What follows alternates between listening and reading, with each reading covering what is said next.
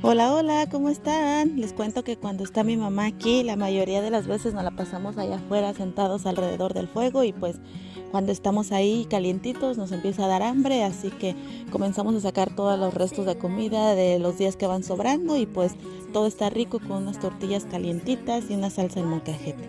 Así es que aquí les comparto lo que hicimos el otro día y cuídate y que tengas un bonito día. Bye.